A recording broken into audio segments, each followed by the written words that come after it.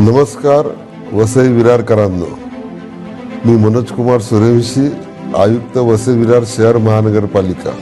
आपणास माहीत आहे की वसई विरार महानगरपालिकेची सार्वत्रिक निवडणूक 15 जानेवारी 2026 रोजी आहे।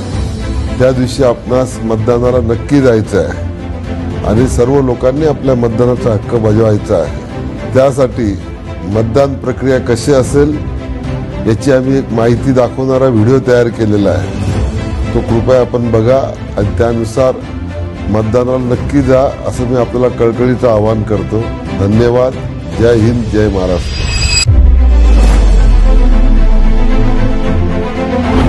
नमस्कार वसई विरारकर नागरिकांनो, 15 जानेवारी 2026 रोजी महापालिकेची निवडणूक होत आहे। यावेळी मतदान प्रक्रिया थोडी वेगळी असणार आहे। जाणून घेऊयात मतदान कसे करायचे। यावेळेस निवडणूक बहुसदस्यीय प्रभाग पद्धतीने होत आहे। प्रभाग क्रमांक 1 ते 28 मधील मतदारांना 4 मतं द्यायची आहेत व प्रभाग क्रमांक 29 मधील मतदारांना 3 मतं द्यायची आहेत। प्रभाग क्रमांक 1 ते 28 मधील मतदारांनी अ, ब, क, ड अशी 4 मतं द्यायची आहेत, तर प्रभाग क्रमांक 29 मधील मतदारांनी अ, ब, क अशी 3 मतं द्यायची आहेत। तर आपण जाणून घेऊयात मतदान प्रक्रिया कशी असेल। प्रभागातील अ, ब, क, ड अशा प्रत्येक जागेसाठी मतदान यंत्रावर मतपत्रिकांचा रंग वेगवेगळा असेल। अ साठी फिका पांढरा, अ साठी फिका गुलाबी, क साठी फिका पिवळा, ड साठी फिका निळा।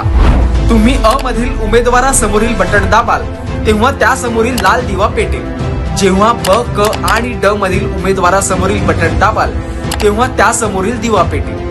जेव्हा तुम्ही सर्व जागांसाठी मतदान कराल तेव्हा शेवटी असा आवाज येईल। हा आवाज आला म्हणजे आपली मतदान प्रक्रिया पूर्ण झाली आहे। जोपर्यंत बीप असा आवाज येत नाही तोपर्यंत मतदान प्रक्रिया पूर्ण झाली नाही असे समजावे।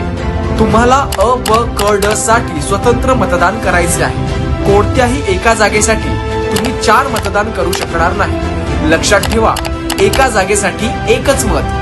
जर तुम्हाला कोणताही उमेदवार पसंत नसेल तर प्रत्येक जागेसाठी नोटा हा पर्यायही उपलब्ध आहे। नोटा म्हणजेच नन ऑफ द अबाव। आधी आपण 1 मत देत होतो, आता 4 किंवा 3 मतं द्यायची आहे। मतदान गुरुवार दिनांक 15 जानेवारी 2026 रोजी आहे। मतदानाची वेळ सकाळी 7:30 ते संध्याकाळी 5:30 पर्यंत। लोकशाहीच्या बळकटीकरणासाठी मतदान करा।